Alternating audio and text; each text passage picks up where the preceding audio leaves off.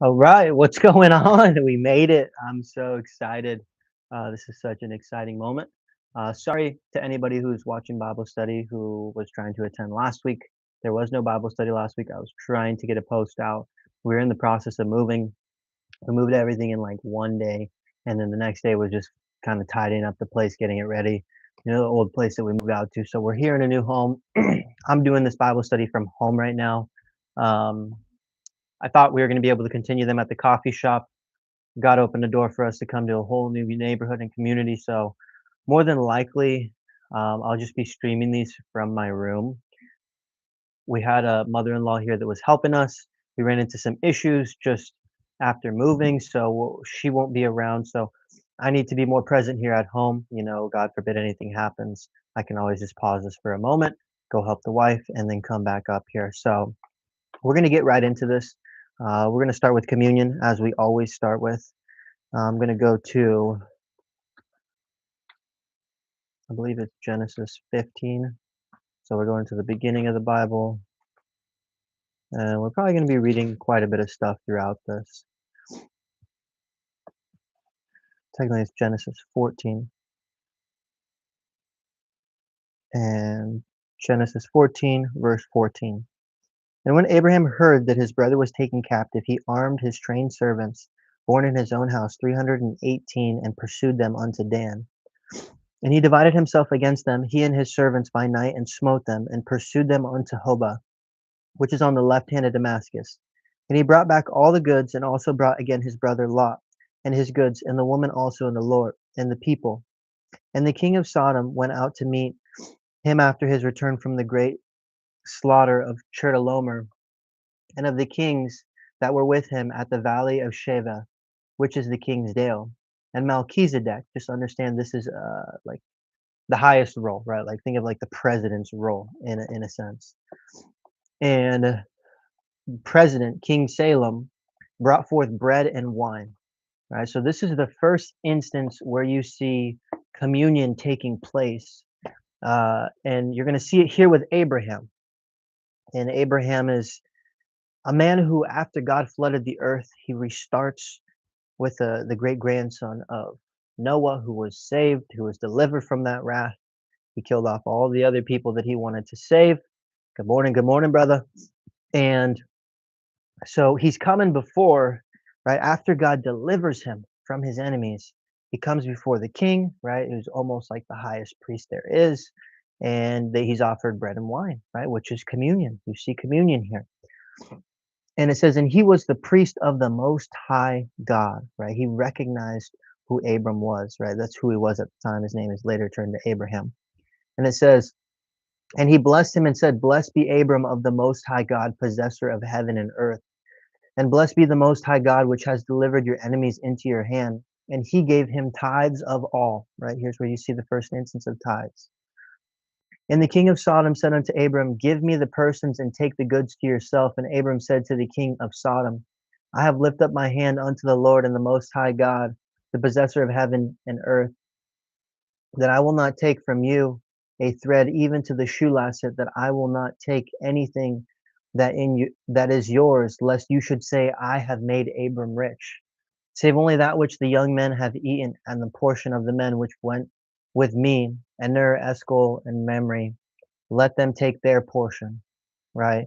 So he's standing before the Most High Priest, and he says, look, I'm not taking anything from you. You're going to think that you blessed my hand.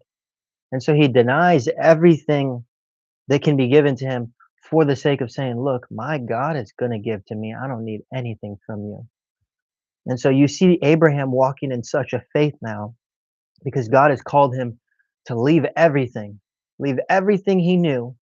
And God is meeting him here along the way, right? God is touching down with him saying, look, this is where I need you to be. I delivered these people into your hands. Don't take anything from them. I'm going to give you what you need. Right. And so it's a place of understanding that our God is a God of deliverance. Our God is a provider. He's our protector. He's everything that we could ever ask our fathers or maybe mothers or our closest friends to be. That's who he is.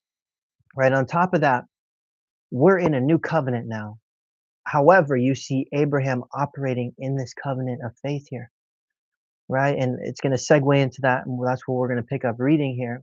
But what you see is that Abraham believes God, right? And to believe God, it means you have to trust him, right? You wouldn't trust God and leave your whole family and everything behind if you didn't truly trust him, right? And then God's going to bring Abraham into other circumstances and situations where he's almost going to question it. But for us in this modern day, right, we have to believe that Jesus is God. He's come to deliver us. He's come to set us free from all our sins and iniquities. And most importantly, he has a purpose for us in this life, right? He's destined us to fulfill certain things. And so this communion table is about coming here and remembering, look, I'm not perfect. I'm not righteous. I can't do anything good of my own volition. I'm here because I know I need God more than ever. I need Jesus, and I need them to edify me so that way for this week, I can walk in that grace, in that mercy, and fulfill and learn and grow in whatever way he's calling me to. So if you believe that, let's take these elements in faith. If you got some, great. If you don't, that's all right. It's all about your mind, right? Where's your mindset? Is your mindset on Jesus? Good. That's all you need. Take a moment. Take a deep breath with him. Just think and focus on him. The body utterly destroyed for us. The unrighteous, right? It says he was righteous and without sin. So all our sins were cast on him.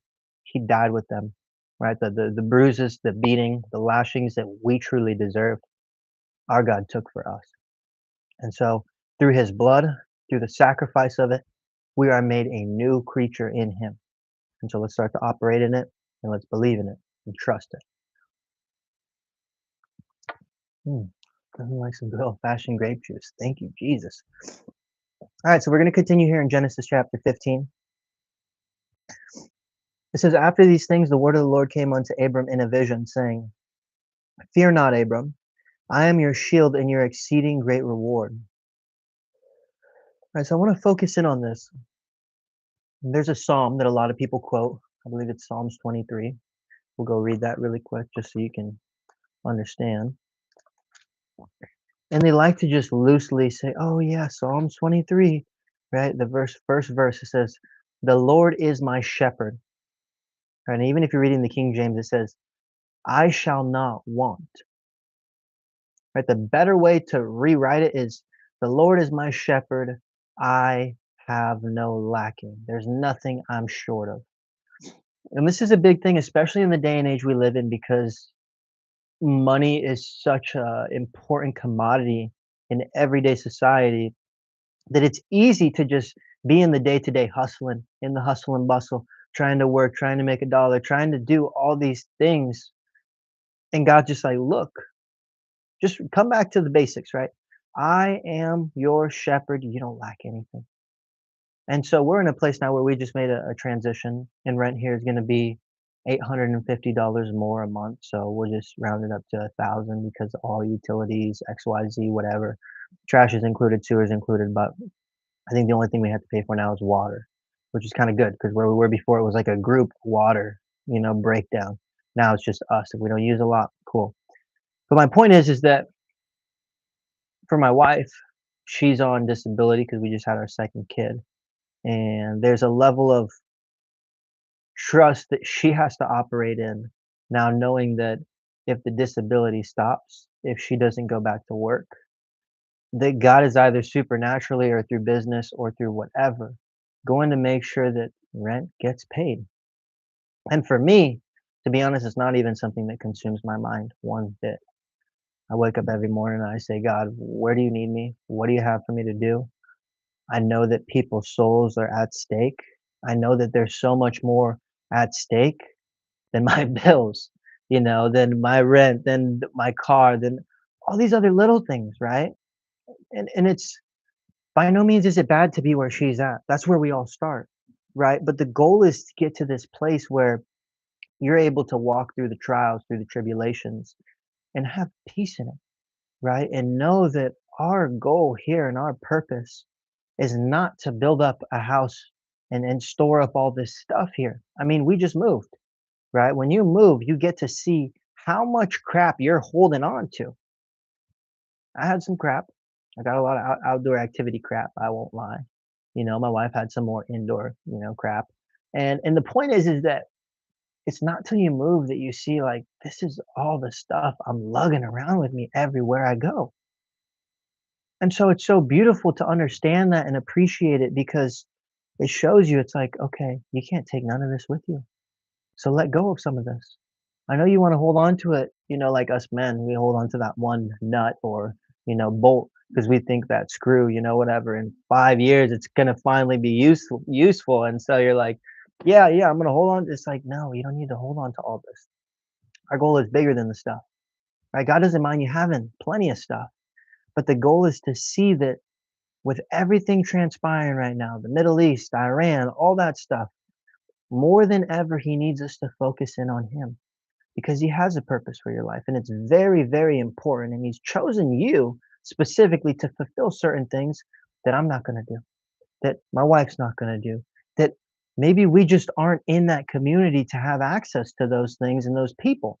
And so God is trying to show us, look, I need you to first know that there's nothing you lack, right? Because if your mind is consumed up by that, you're not going to be able to put me first. You're not going to be able to serve me. You're not going to be able to walk in this world feeling light, right? Which is, he says, I've set you free. I believe it's Galatians or Ephesians, but he said, look, I've set you free. And I've set you free not just for you to go sin and do whatever you want, but that you might come willingly and serve me. And for everybody, it takes a different amount of time. I remember I gave my life to him, and I'm in the wilderness for years, years, years. I'm living my best life. I'm doing all the things I want to do. And one day I'm sitting up at the top of the mountain at the ski resort, and I just tell myself, I'm like, this is everything I wanted. I'm like, what is missing here? And from that moment on, I just was like seeking self-help stuff nonstop. And then God met me there, about 3.5, 4 years ago. And he fired me and he shook up my life. And sure enough, here I am 3 years later, 4 years later, leading a Bible study because God always knew that there was something special in my heart to fulfill in this life. Right. And the funny thing is maybe only one other person two other people that watch this. Right. But if God can use 12 disciples, right? Not righteous men, not upright, astounding citizens. You know, Peter, he failed every single time. John and I think it was James. I forget the two brothers, Barnabas and whatever, but they're fighters. They want to bring down God's wrath on everybody. And so you see all these different dynamics of people in here, all of which aren't perfect by any means, but God uses those 12 people that are good at maybe random things. And he says, look, I need to rewire your mind. Instead of being fishers for fish, I need you to go fish men. Right. And so he takes what you're good at and he allows you to understand in this journey, look, I've shown you you're capable in this aspect, in this thing you like to do. You're very capable. Now let's translate it to me, right? Find joy, find peace, find a pleasure in the struggle that means you're growing. And so he used those people. They're nobody special, right? But they got to a place where they were able to trust him. And it took a while. It takes time. And so when we're fully able to trust him, I'm going to read the rest of the psalm here. It's going to show us everything that's going to encompass that relationship. And then we'll go back to Abraham. We'll read about his son Isaac and then his son Jacob, because what you're going to see is it's very special how God displays himself in that book of Genesis with those characters because you see faith more than anything there, right? And then after those books, you start to see the law, covenant, because they weren't operating in faith, because they had been 400 years in Egypt in bondage as slaves. And so they were accustomed to the ways of the world, just like we're accustomed to the ways of the world. God's trying to show us, look, I need to bring you back to the faith. The faith is what pleased him more than anything. So in verse 2 here of the Psalm 23, it says, he makes me to lie down in green pastures. He leads me beside the still waters. He restores my soul. Right? Why would he restore your soul? Because things are going to come against you. Because it's going to get hard. It's going to feel like, even there's times where I feel like not even my wife is on my side. Not even some of the congregates that at my church are on my side. And I just need my time to get away and just say, Jesus, I got you here. You're on my side. And I come back home restored with peace. Right? And it's a beautiful thing because it's going to get hard. It says he leads me in the paths of righteousness for his name's sake. And we got to remember it's all about his name. What most people don't understand is there is a trial in heaven. And Satan is trying to accuse God that his word will, well, he's a liar, right? And that's what he does to us is he convinces us that to think that God is a liar to us. Oh, God has more for you, but he doesn't want to give it to you. And there's more for you if you eat from this forbidden fruit here in the garden, and you'll be like him. Yeah, we were like him. But the problem is in understanding all that stuff, the good and the evil, we've now removed ourselves from him because he is supposed to be the one originally giving us knowledge. And so we got to remember there is a battle in heaven where God is saying, look, my word will not return to me void. It will do what I said it will do. And so the more that we get to know him and understand him, the more we get to see, right, how we're glorifying his name, right? How in heaven is he being glorified through what we're suffering, through what we're going through, and through the many things that he might deliver us from. It says, he leads me into paths of righteousness for his name's sake. Verse 4, yea, though I walk through the valley of the shadow of death, I will fear no evil. Right? It says to fear God is the beginning of all knowledge. So there's a level where our mind has to change from fearing things in this world to fearing him so much that there's nothing in this world that can stop you, that can slow you down, that can mentally bog you down. Right? And it takes time. This is David here, right? This is Psalm 23. He's gone through a lot, right? The king before him is trying to kill him and take his life every single day, right? And God just anointed him a couple weeks ago. And guess what? The king before wants him dead. God ordained that to happen. And you would be like, man, why is it so hard for him? It's like, because he's going to be the ruler of God's people. And so he's got to face it all. And even one of his sons tries to do the same thing to him later on in I think it's like Second Samuel. But my point is that God doesn't miss a beat. And once we can get to that place where we can fully fear him, there's nothing he can't give us, there's nothing he can't do for us. And there's most importantly, nothing that we will do to get in the way of accomplishing his will. Because we'll understand at that point how important it is. Right? How important it is for you to understand, how important it is for me to understand and walk in it. And for all these other younger believers and younger kids, it's even my kids, to have the opportunity to walk into this stuff, from 5 years old, moving upward, whether they're in public schools or not, or just playing sports with these kids, the opportunity that they'll have to share the gospel with these other kids is insurmountable. I mean, you see all the spiritual stuff going on with all the child sacrificing and everything going on, right? With the Epstein stuff. And so you see how Satan has taken all these things that God has given us to bear fruit to him, right? Which the only law he gave us in the garden, which was be fruitful and multiply. And Satan has convinced us to do the very opposite, right? We have condoms, you have birth control, and then you also have, take the pill, abort the baby, even in the last few weeks, right? And so Satan is down here running mischief. And there's a part of us where we got to spend time with the Lord so we can get to understand how we can walk in his will more and more every day. Right? And it all starts with fearing him more than anything in this world. It says, for you are with me, your rod and your staff, they comfort me, right? What's a rod and staff for? It's for correcting. It's a beautiful thing, right? People pay millions of dollars every year for their life coaches to work on them, to correct them, to train them, to teach them. God does this willingly for us for free. He's the greatest life coach that anybody could ever ask for. However, you're probably not going to ask for it, right? And he knows you're not going to ask for it. But the great thing is that he will always be there to correct you. It truly is a blessing. And it's not until you look at it that way that you start to see, my life and my soul is at stake here. And he cares about it so much that he's willing to make me suffer to understand I can't go that way. I can't do those things. I can't be with those people anymore. Because they wake up your old man. There is a transforming that's happening in us. And I'm sure you can even witness it, Jack. That man that I used to be when we would ski up on the mountains, and this new man that's a father and a husband, and it's put God's things first, right? And so it's crazy to be able to share this experience even with you, Jack, because there's not many people that I get to walk into this new chapter with.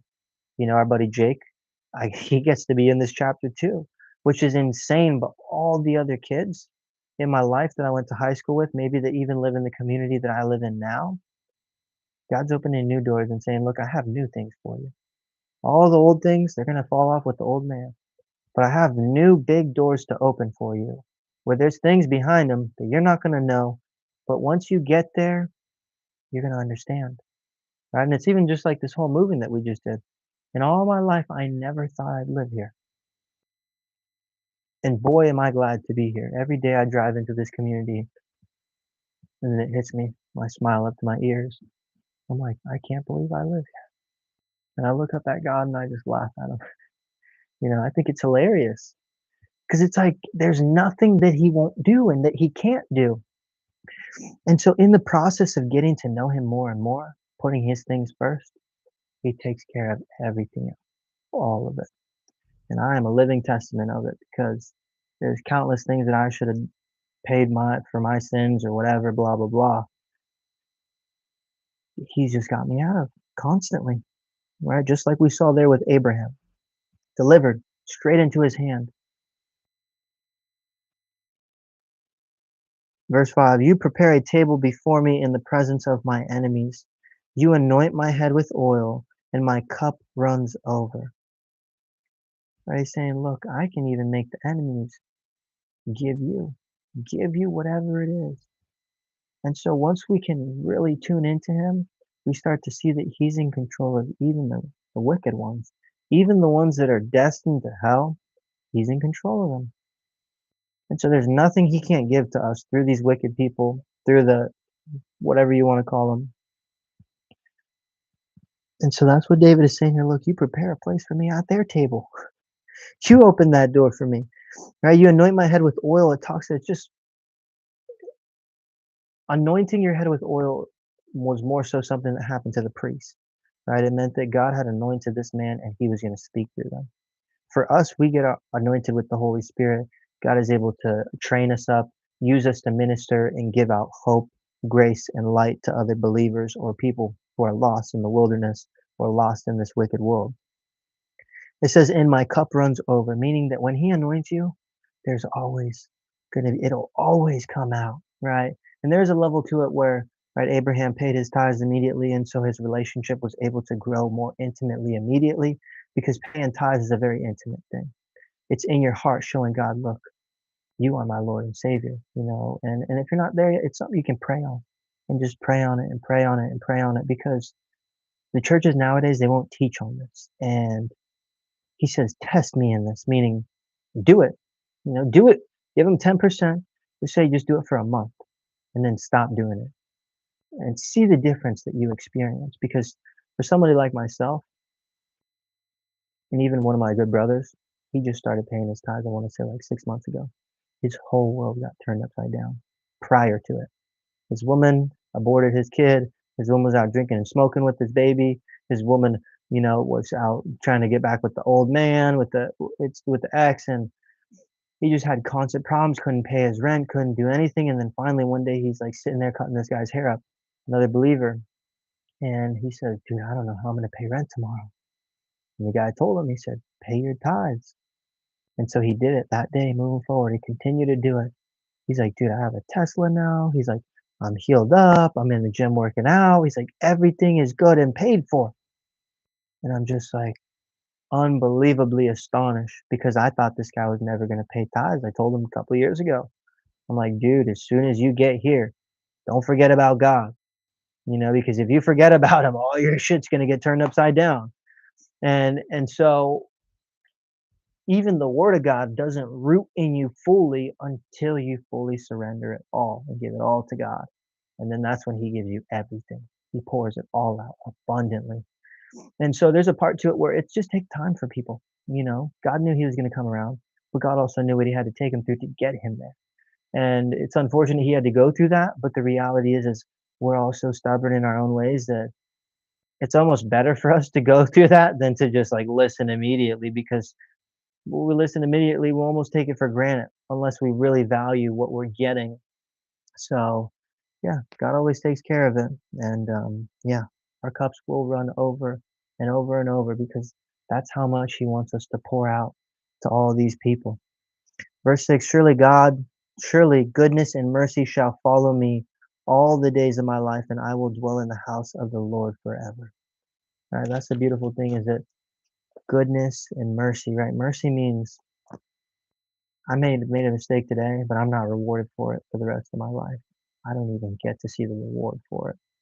And so this is the God that we serve.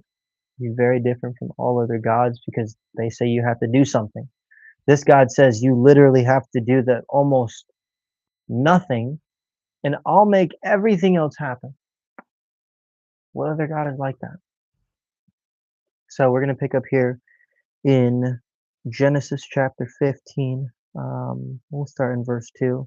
It says, And Abram said, Lord God, what will you give me, seeing I go childless, and the steward of my house is this Eliezer of Damascus? And Abram said, Behold, to me you have given no seed, and lo, one born in my house is mine heir. And behold, the word of the Lord came unto him, saying, This shall not be your heir, but he that shall come forth out of your own bowels shall be thine heir.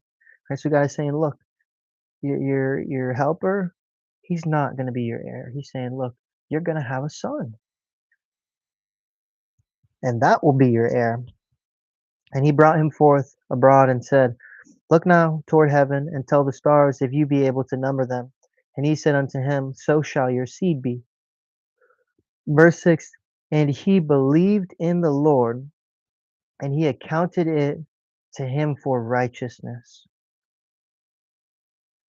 He believed the Lord, right? He believed him in that very moment. But what you'll see in the next coming chapters, you see him start to waver a little bit. You see him start to take matters into his own hands. And this is what we do.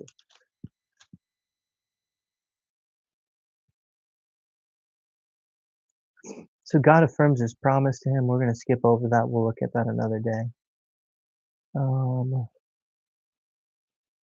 We'll continue here. It says, Now Sarai, Abram's wife, bare him no children, and she had a handmaid, an Egyptian, whose name was Hagar. And Sarai said unto Abram, Behold, now the Lord has restrained me from bearing. I pray you go into you. Right? So the woman's like, Well, just use my handmaid. Have a kid that way. I see I'm not bearing anything to you. I pray you go in unto my handmaid, that it may be that I may obtain children by her. And Abram hearkened to the voice of Sarai. Right? So you see, even the wife, she's rooted in her emotions and feelings right now. And she's recommending for Abram to, yeah, I know God said this to you, but here, let's just try this. And so he does it, right? Mind you, this child, his name would be called Ishmael, and he's going to be a very great, mighty leader and fighter and really great as an archer. But he's not the child of the promise. He's not the one who's going to inherit the birthright. Mind you, this is his firstborn son. But God said that this son that was going to come, that would be his heir, was going to come from Sarah, his wife, and from him. And so you see, like, he believed God. Then time went on. He's like starting to question God a little bit. His wife's like, oh, let's just do this. This will take care of it, right? And so then God renews again his promise in chapter 17. It says, And when Abram was 90 years old and 9, the Lord appeared to Abram. Right? So he had him waiting almost, I want to say, 40-ish years. 40 years he had him waiting on this promise. We got it pretty good. We can't even wait 40 minutes when we say a prayer. So like, just think about it. This guy waited 40 years for a son. And we think, oh, having kids at 40 is going to be impossible. This guy was 99. He was not young, and his wife was 90. They were not youthful. And this is literal here. This is not a these are not metaphorical stories or figurative or analogies or whatever you want to call those fancy English terms. This is a literal history book of God's people. Verse 2, and I will make my covenant between me and you, and I will multiply you exceedingly. And Abram fell on his face, and God talked with him, saying, as for me, behold, my covenant is with you, and you shall be a father of many nations, neither shall your name any more be called Abram, but your name shall be called Abraham, for a father of many nations have I made you. And I will make you exceedingly fruitful, and will make nations of you, and kings shall come out of you.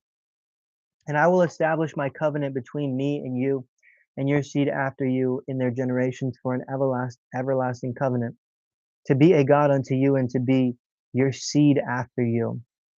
And I will give unto you and to your seed after you the land wherein you are a stranger, all the land of Canaan for an everlasting possession. I will be their God. And God said unto Abram, you shall keep my covenant, therefore, you and your seed after you in their generations. This is my covenant which you shall keep between me and you and your seed after you. Every man child among you, right? He's going to tell them they got to be circumcised. It's an ethical covenant, right? It's not moral. God's not saying, okay, well, this is good for you, so this is what you're going to do. He's saying, no, this is what I'm going to tell you, and this is how you're going to listen. Right? He's saying they got to be circumcised. Very simple, right? Circumcision, you got to look at it similar to the tithe, because the circumcision is something only God can see. No one can see what's going on down there except for God. He knows everything. And so with the tithe, the only person who knows is going to be the priest or the pastor. And so God knows, right, in your heart if you're giving or not. And for the pastor, it's a way to understand where the people are at, right? How is the congregation doing? Um, and so God creates his own little governmental system that takes care of itself. However, you see there that these things are very intimate and sacred with God. And not everybody gets access to them. It's just between mainly you and God. All right. We're going to skip down to that. Sarah's name is changed and she is blessed. She bears a kid. Right. And so then God affirms him. He says in verse 21, but my covenant will I establish with Isaac, which Sarah shall bear unto you at this set time in the next year. And he left off talking with him, and God went up from Abram. And then in chapter 18, it says, and the Lord appeared unto him in the plains of Mamre, and he sat in the tent door in the heat of the day, and he lifted up his eyes and looked, and lo, 3 men stood by him. And when he saw them, he ran to meet them from the tent door and bowed himself toward the ground and said, my Lord, if you now I have found favor in your sight, pass not away, I pray you, from your servant. Let a little water, I pray you, be fetched, and wash your feet, and rest yourself under the tree. And I will fetch a morsel of bread and comfort you, your hearts. After that you shall pass on, for therefore are you come to your servant.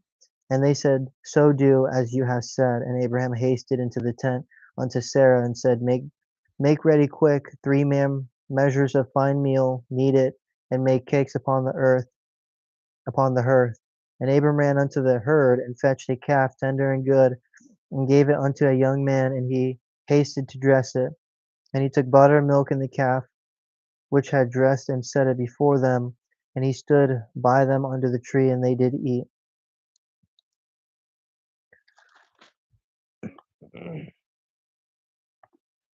All right, we're going to skip a little bit forward.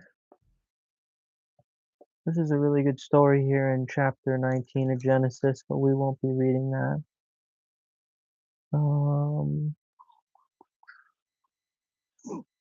Genesis 22 is where we're going to go. All right, so Isaac is finally born. One of the things that you're not going to see, I don't know if it's, oh yeah, it's in Genesis chapter 21. What you're going to see is Ishmael, Abraham's first son.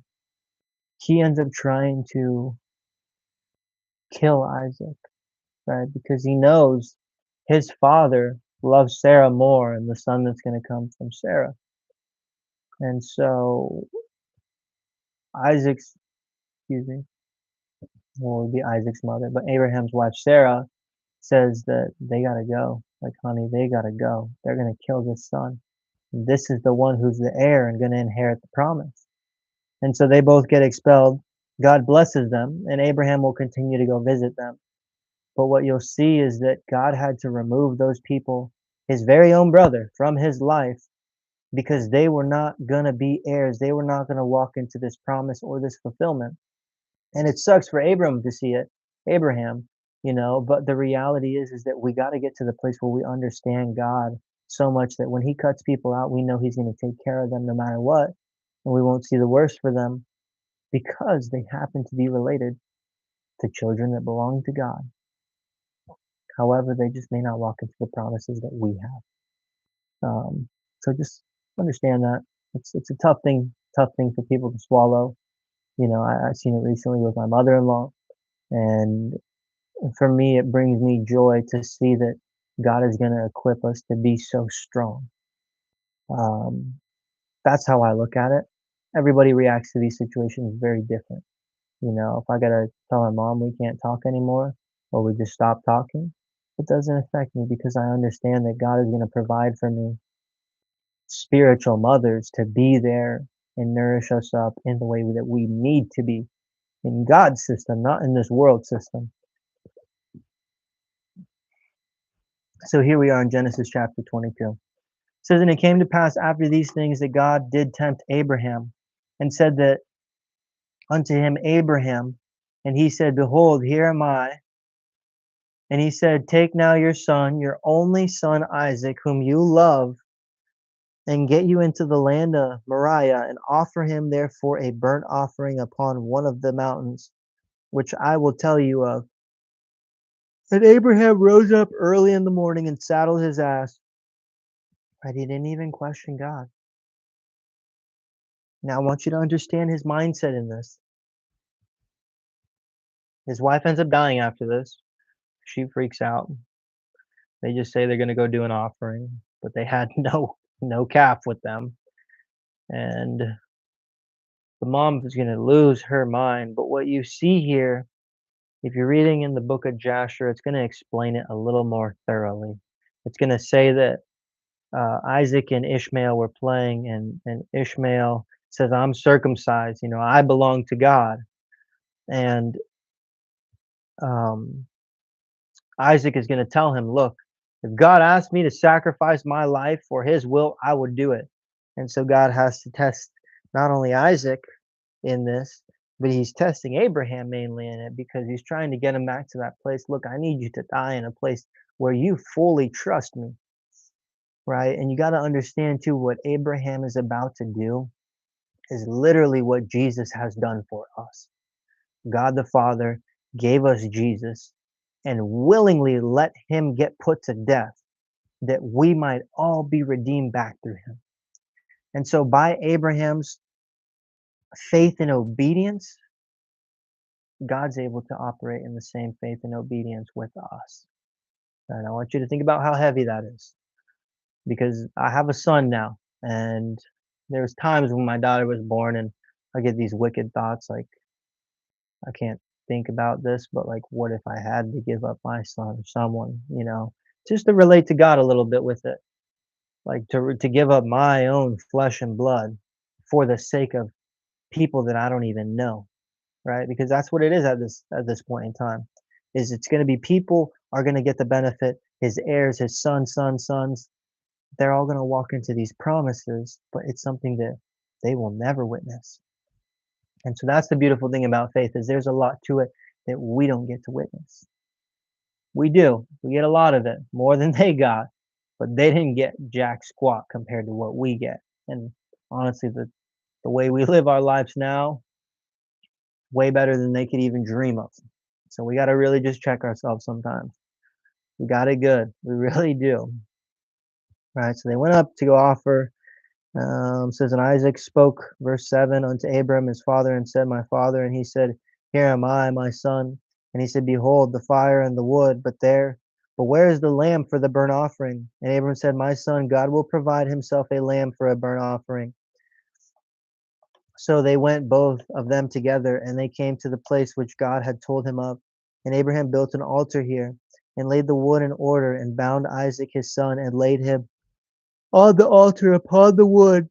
And Abraham stretched forth his hand and took the knife to slay his son. Right? And this is how you know everything that we're going through, no matter what it is, to some degree is very spiritual, right? And when I say everything we go through, I mean things we suffer, things we had to give up, things that we get to do, things that we are forced to do, right? It says, it cuts to heaven. It says, and the angel of the Lord called unto him out of heaven and said, Abraham, Abraham. He said, here am I. And he said, lay not your hand upon the lad, neither do you anything unto him, for now I know that you fear God, seeing you have not withheld your son, your only son from me.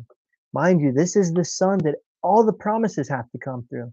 So Abraham is operating in such a faith that says, if I kill my son, God has to have the power to redeem him, to resurrect him, because that's the only way that this is all going to happen. And he trusted God that much that he was willing to kill his son.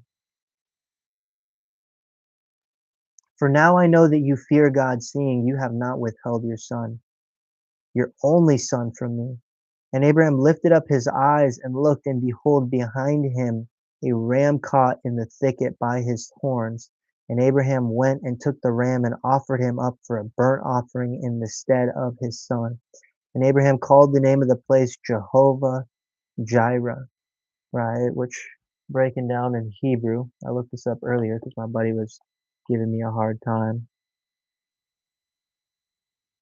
Let's pull it up.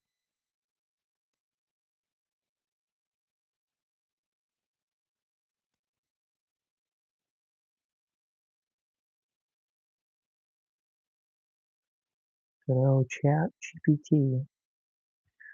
Okay, so Jireh, the meaning is Ra'ah. In Hebrew is the word Ra'ah in the ancient Hebrew, meaning to see, to perceive, to consider, and to provide. Right? Our Jehovah, or which is Yahweh in Hebrew, it's the covenant name of God, often rendered Lord, L-O-R-D in King James Version. Right? So every time you see L-O-R-D in King James Version, it's talking very specifically to the God that we serve. This entire book, every time you see it, right, you're going to see it referenced thousands of times in here because it's talking to the people in which that belong to this God. It says, meaning the self-existent one, the eternal one, right? And the root it's related to, it's Haya, which is the meaning to be and to exist. And then in Exodus, he says, I am that I am, right? Which is proving all of that. And so in this, they're seeing that, look, this eternal one, this one that exists of his own will, he's providing a way out even in the hardest trials and tests that you'll have to go through. And it is said to this day, in that mount of the Lord, it shall be seen.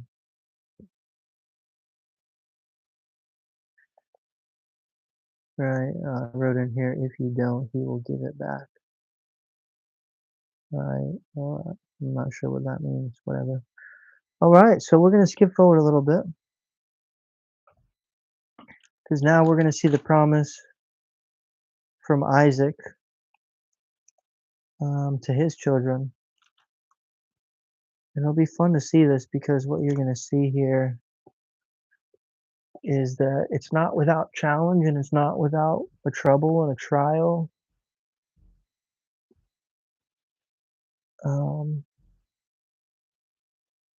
So Isaac is going to have two sons.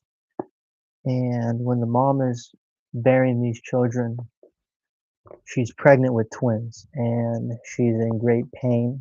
And she comes before the Lord and she cries out to him saying, God, why am I experiencing this? And I believe God tells her something to the degree of, you have two kings wrestling inside of you. right? And he says, the one with the hair, he'll be born first. But the second one is the one whom I've chosen. Right? Once again, you look at most heirs and birthrights, they're going to go to the firstborn son. It's just the tradition at the time. God is making it very clear, look, I'm picking who I pick. I'm not picking the mighty one. I'm not picking the strongest one. I'm picking the one that I pick. And you're going to see here, we'll read it, but what you're going to see is as they grow up, even though Esau is much mightier and aggressive, God chose Jacob. And so we're going to read here in Genesis 27. Right, so Rebekah is the wife of Isaac, and she knew that God had already chosen um, Jacob. And so what you see happen is she tries to take it into her own power and his own power to make that come to pass. Because the passage we're going to read right now is Isaac is about to die, and so he's going to give that blessing to his son Esau, the firstborn, the mighty hunter. And it says, and it came to pass that when Isaac was old and his eyes were dim, so that he could not see, he called Esau his eldest son and said unto him, my son. And he said unto him, behold, here am I. And he said, behold, now I am old, I know not the day of my death. Now therefore take, I pray you. So before I continue, Esau, I forget what was happening, but he was being chased, and he was unto death. And he said to his brother, he said, Jacob, sell me a morsel of soup, that I may not die. And he says, okay. He says, give me your birthright in exchange for it. And so God already knew in Esau's heart that he would give up anything for his birthright, right? And the difference you see in Jacob, he would do whatever he could to get that birthright. So he had already made a deal giving it away. God had already picked him. He had already made that deal. And then here they are. Mom overhears this going on. And so we'll see where it goes. Now take, I pray you, your weapons, your quiver, your bow, go out to the field and take me some venison, and make me savory meat, such as I love, and bring it to me that I may eat, and that my soul may bless you before I die. And Rebekah heard when Isaac spoke to Esau his son. And Esau went to the field to hunt for venison, and to bring it. And Rebekah spoke unto Jacob her son, saying, behold, I heard your father speak unto Esau your brother, saying, bring me venison, and make me savory meat, that I may eat and bless you before the Lord before my death. Now therefore, my son, obey my voice according to that which I command you. Go now to the flock, and fetch me from thence 2 kids of the goats, and I will make them savory meat for your father, such as he loves. And you shall bring it to your father, that he may eat, and that he may bless you before his death. And Jacob said to Rebekah his mother, behold, Esau my brother is a hairy man. I am a smooth man. My father peradventure will feel me, and shall seem to him as a deceiver, and I shall bring a curse upon me, and not a blessing. And his mother said unto him, upon me be your curse, my son. Only obey my voice, and go fetch me them. And he went and fetched and brought them to his mother, and his mother made savory meat, such as his father loved. And Rebekah took goodly raiment of her eldest son Esau, which was with her in the house, and put them upon Jacob, her younger son. And she put the skins of the kids of the goats upon his hands and upon the smooth of his neck. And she gave them savory meat and the bread which she had prepared into the hand of her son Jacob. And he came unto his father and said, my father, here am I. Who art you, my son? And Jacob said, I am. And Jacob said unto him, I am Esau, your firstborn. I have done according as you bid me. Arise, I pray you, sit and eat of my venison, that your soul may bless me. And Isaac said unto his son, how is it that you have found it so quickly, my son? And he said, because the Lord your God brought it to me. right? He's lying to his father for this birthright blessing. Mind you, God was going to give it to him no matter what. He wasn't going to bless the wrong individual if he had already said, I chose Jacob. It's that simple. And Isaac said unto Jacob, Come near, I pray you, that I may feel you, my son, whether you be my very son Esau or not. And Jacob went near unto Isaac his father, and he felt him and said, The voice is Jacob's voice, but the hands are the hands of Esau. And he discerned him not, because his hands were hairy and his brother's Esau hands. So he blessed him. And he said, Are you my very son Esau? And he said, I am. Right? He's lying to him. These are not white lies, these are not like, "Oh, yeah, I'm gonna go fishing and I go surfing." It's like, no, these are very blatant big lies.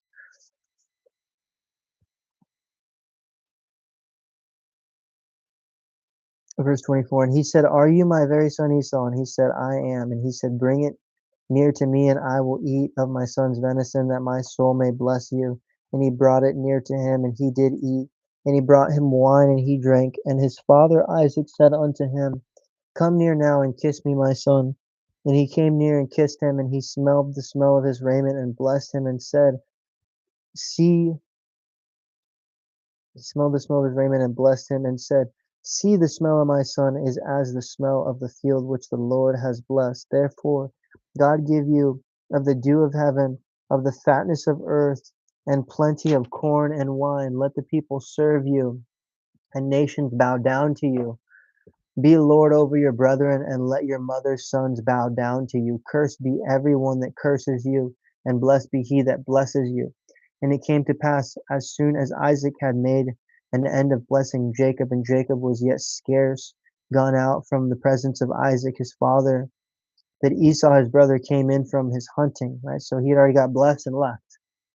Here comes Esau, and he also made savory meat, and brought it unto his father, and said unto his father, Let my father arise and eat of his son's venison, that your soul may bless me. And Isaac his father said unto him, Who are you? And he said, I am your son, your firstborn Esau. And Isaac trembled very exceedingly and said, Who? Where is he that has taken venison and brought it to me? I have eaten of all before you came, and have blessed him, yea, and he shall be blessed. And Esau heard the words of his father, and he cried with a great and exceedingly bitter cry, and said unto his father, Bless me, even me also, my father. And he said, Your brethren came with subtlety, and has taken away your blessing. And he said, Is not he rightly named Jacob? For he has supplanted me these 2 times. He took away my birthright, and behold, now has taken away my blessing. And he said, Have you not reserved a blessing for me? And Isaac answered and said unto Esau, Behold, I have made him your lord, and all his brethren have I given to him for servants, and with corn and wine have I sustained him. And what shall I do now unto you, my son? And Esau said unto his father, Has you but one blessing, my father? Bless me, even me also, O my father. And Esau lifted up his voice and wept. And Isaac his father answered and said unto him, Behold, your dwelling shall be the fatness of the earth, and of the dew of heaven from above. And by your sword shall you live, and shall serve your brother. And it shall come to pass, when you shall have the dominion, that you shall break his yoke from off your neck. Right? So Esau is pissed. He's the firstborn. His brother connived him into all this and now stole his blessing. He is frustrated. However, God orchestrated all this just to show you, I'm not picking people because they're righteous. I'm not picking people because they're perfect. My blessing goes a long way, and it's not to those that you think it's going to, right? It's the ones that I pick. And so the beautiful thing in all this, it gives us hope. It shows us, look, we don't have to be perfect. The mom knew that the blessing was going to go to him no matter what. Obviously, the father, he didn't know that. He didn't know that God had ordained it to already be Jacob. And so he wanted to bless who he wanted to bless. But God, even through you could say the wicked or unrighteous nature of the mother, God orchestrated that to happen to show you I don't care how it happens. I care that my will gets done. And just as it is today in this day and age that we live in, he doesn't care about what you have. He doesn't care about what you want. As long as you can keep his stuff first, that's it. That's all he's worried about. As long as you can trust him. And see, part of that trust that we see is not perfect, right? It's not 100% commitment every single day of the week, every day we wake up. Some days we're going to doubt a little bit, but it's that continually pushing on and forward and hoping that God's there and he knows and he's going to reward you as you need. That in that you're going to start to trust him more and more and more. And so it's not always that we're going to get what we want immediately, because there's a part of it too where we just moved in here. I want to get a new TV, I want to get a new computer set up, I want to get some stuff, but it's just like, he's like, look, just wait. Your wife's in a place where it's very volatile in the house and you just need to wait. And I'll give you everything that you need, everything that you want. Just be patient, stay focused on me, and there's nothing that our God can't do, right? And that's the message right there. It all comes back to believing, to receiving the Holy Spirit, to getting and receiving grace and giving it. If we can receive it and we can believe that we've received it, that is the biggest miracle of mankind. You have God and the power of the world and heaven to come inside of you. Only we can just harness just enough faith to operate in it, to use that faith and operate in our faith. There's nothing that God can't do, right? He tells his disciples, he says, you can tell that mountain cast itself into the sea and it will be. So yeah, we always wrap up with tithes and offerings. Tithe is 10%, 10% of the gross. An offering is anything above and beyond that. It's to give and show God that you value him for who he is. Not because of what he can do for you, but for who he is. I am the Lord your God, the eternal one. So we'll see you guys next week. Take care.